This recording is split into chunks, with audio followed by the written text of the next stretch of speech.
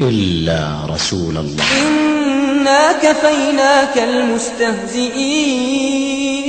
النبي عليه الصلاة والسلام خط أحمر، خط لا يحل لأحد قط أن يتجاوزه. طعن على النبي عليه الصلاة والسلام ينبغي أن يكون هناك فيه وقف. لو سبه رجل في جب تحت الأرض لما وجب السكوت عليه. هذه حرب منظمة على الإسلام وعلى أهله وعلى رموزه. من الحكمة أن تدافع قناة الحكمة عن صاحب الحكمة صلى الله عليه وسلم. كل الذين حاربوا رسول الله صلى الله عليه وسلم كان نهايتهم نهايات مؤسفة جدا وعجيبة جدا. كان يمشي في الشارع يهذي ثم يسقط وحده، والجزاء من جنس العمل. لماذا؟ لأنه تطاول على أفضل مخلوق على ظهر الكوكب الأرض. من وصف النبي صلى الله عليه وسلم بصفة غير صفته يقصد بهذا تنقصه فهو كافر.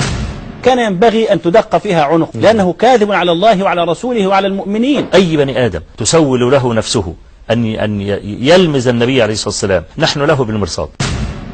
نطالب برد شرف للنبي صلى الله عليه وآله وسلم بما يشفي صدور قوم مؤمنين.